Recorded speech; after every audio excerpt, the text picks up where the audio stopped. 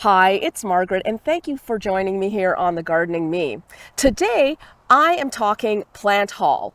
These are plants that I picked up last week. I actually ordered them online way back in April, and the majority of them are actually plants that were on my wish list for a very long time. Some of them are plants that I already have in the garden. I just don't have that particular variety, whereas other ones are totally new to me, and I'm super excited to try them out and see if I like them or whether they'll like me, whether they'll like my garden or not.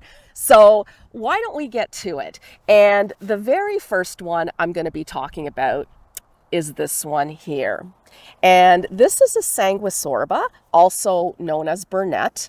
And I do have a few in my garden. In fact, I think I planted the very first ones only a year or two ago, and I love them so much. I think I have 3 different ones in my garden right now. This is the plant that actually started it all for me. So 2-3 years ago, I guess, I started seeing gardens primarily in the UK and Europe on Instagram that had this particular variety in that. And I'm like, what is that? I need to get that into my garden. When I looked into it, I realized that it would be hardy in my area. So I started to keep an eye out. I did get a few other varieties in my garden, but I never seemed to see this particular one anywhere. And now I found it, I got it, and what it is lilac squirrel sanguisorba. This variety forms a 2-foot wide rosette of foliage, and then it blooms and it produces these beautiful, graceful, wispy lilac pink catkins. And the name actually comes from the 5-inch long blooms that are super puffy and resemble squirrel tails. It blooms for a long period of time during the summer. The foliage is gray-green and it has a great texture. It's sort of crinkly with those serrated edges. So even when it's not in bloom, this one's going to have a really nice presence in the garden. So this one needs full sun to part shade. It is hardy from zones 4 to 8, and it gets 2 to 3 feet tall and wide.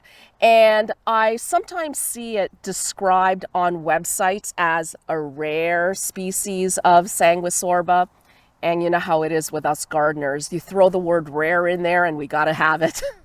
I don't know if I necessarily believe it or not, but anyway. Now, this next one, I do not have in my garden, and this is Crocosmia, orange pico. This one has red-orange buds that open to blooms with red, orange, and yellow petals. Even when they're not in bloom, you still get that beautiful upright clump of narrow sword-like green foliage. Unlike other tropical bulbs such as dahlias and gladiolas, Crocosmia don't need to be dug up in the fall. It's one tropical that's actually hardy all the way down to zone 5.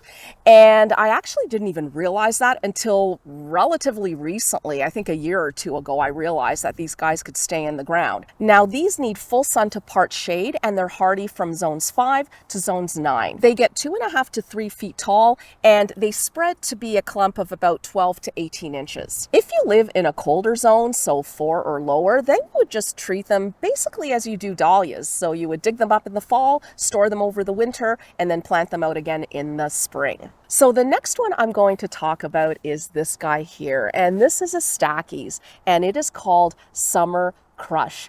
It is one that I do already have in the garden. The variety I already have is called Humalo, and it is beautiful. It is actually blooming right now. Just gorgeous. But again, aside from the blooms itself, I really love the leaves on it. It forms a gorgeous mound of leaves that kind of slowly spread to eventually form almost like a ground cover. So the flowers on this variety, they open pink, but then they age to a pale pink or white shade. The flower spikes are pretty dense on this plant, and they stand on top of really strong stems from early to midsummer. And the flowers themselves can get up to 3 inches long. It is rhizomious, but it is a very slow spreader. So for me, that's the perfect rhizomious plant. So you do get that spread, but it just doesn't go all over the place all at once. It just kind of slowly spreads, and then you can kind of cut a chunk off and put it somewhere else. This one does need full sun, and it's hardy from zones 4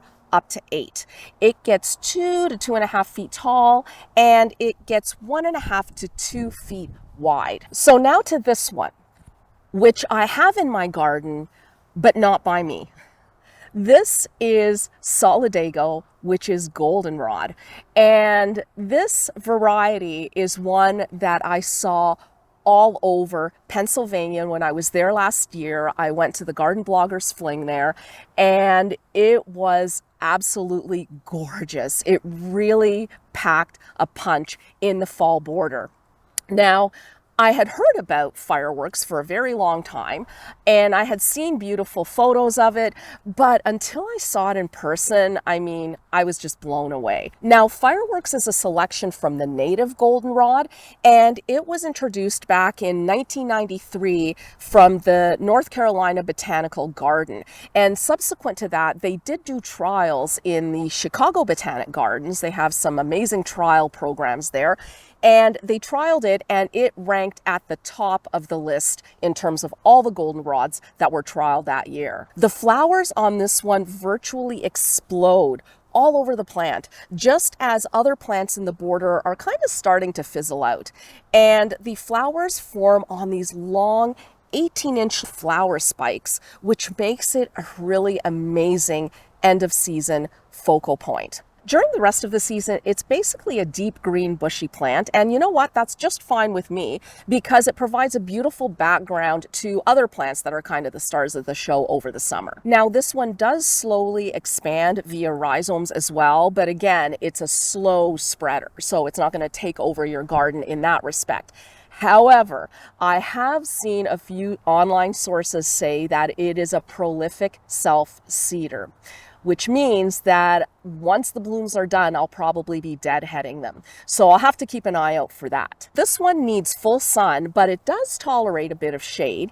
It's hardy from zones 4 to 9, and it gets 3 to 4 feet tall and wide. So this guy here was not part of these April purchases that I made. This was actually the plant that I saw when I went to Valley View Gardens. If you saw my last video, I talked about a sedum that I found that had been on my wish list for quite a long time, and it's this right here.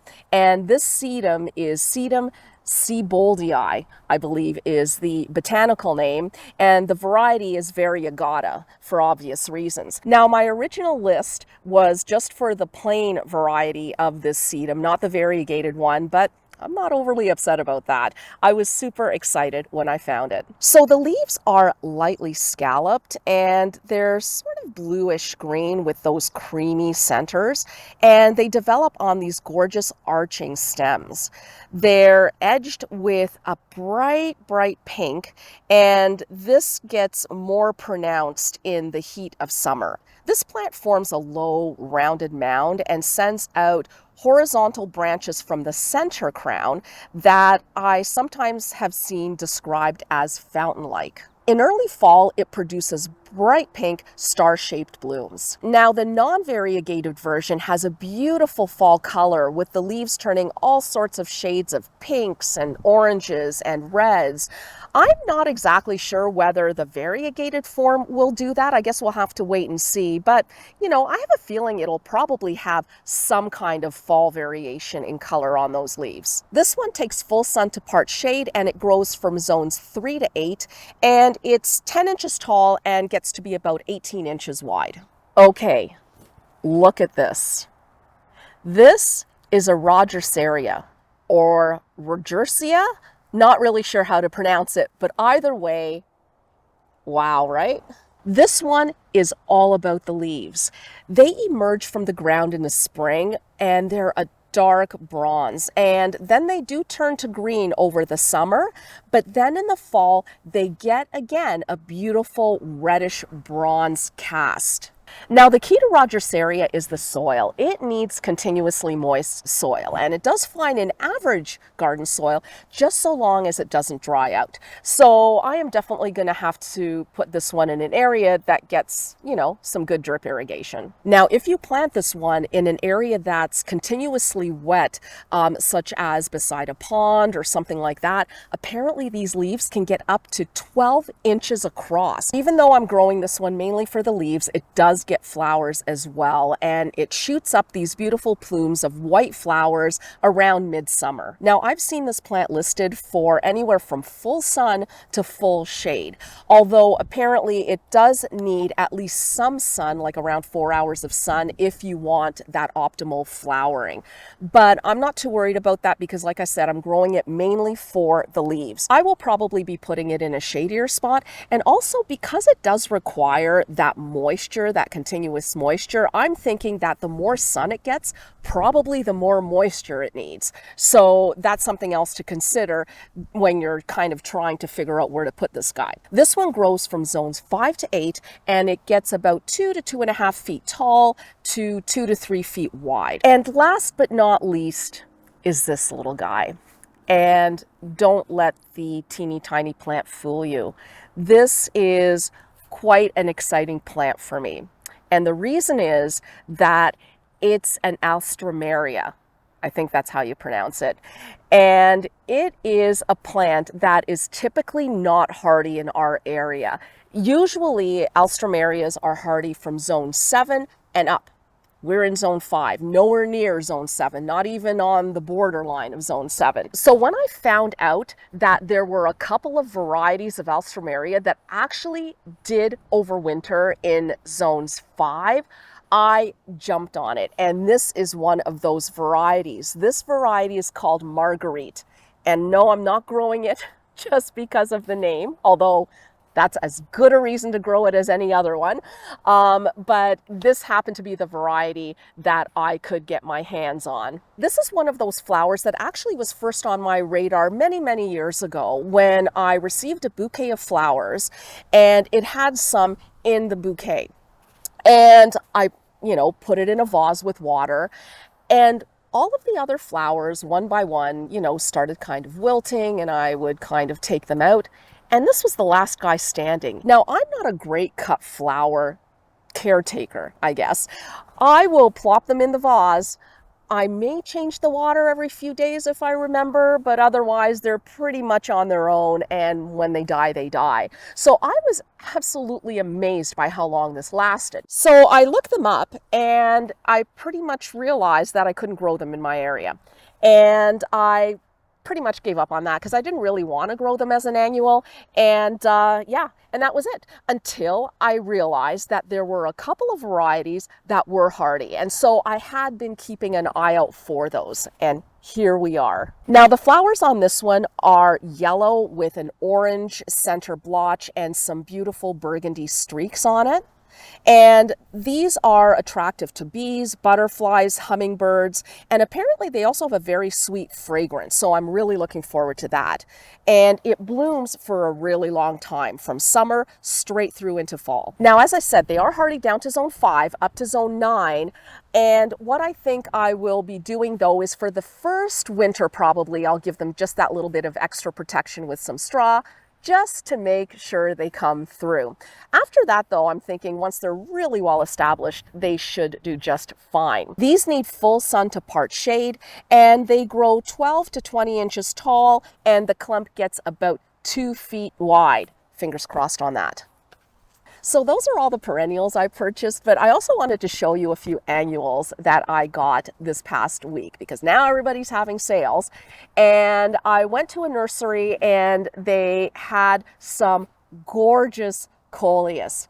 Oh, they were so beautiful. So I picked a few up, and I'm gonna add them to my front entrance, bulk it up a little bit, and I will just go grab those and show you what I got. And here we are. I did get a few of each. They were ridiculously cheap. I think I paid $1.50 or something like that for them. And well, not all together, but each. And so here is the very first one. This one is called Flamethrower Salsa Verde. I'm a sucker for lime green foliage, and this one is just beautiful. So, and also those kind of long, narrow leaves. I have had this one in the past. I think maybe 2, 3 years ago I had this one, and yeah, it just goes with everything. So then we have this one here, and this is stained glassworks velvet. Deep burgundy edges, both deep in terms of color and deep in terms of how wide those edges are. And then that gorgeous limey green chartreuse center. This one, I have no idea what it's called, but it's a beauty. It has a deep purple interior, but also a really beautiful bluish green edge. So this here is probably my favorite out of all the ones I got. Those deep burgundy stems, and then the way each leaf is lined with the burgundy edges, and then the underside of the leaves, I don't know if you can see that or not, but the underside of the leaves has a gorgeous burgundy veining on it. Wow. This one, I think, is going to be worthy of taking some cuttings in the fall and overwintering. So here we are, happy, happy. I mean, this is really my happy place, surrounded by gorgeous plants. So now I just have to get these in the ground, get these into pots, and I'll be all set, more or less. Anyhow, thank you so much for joining me today, and we will see you next time. Bye.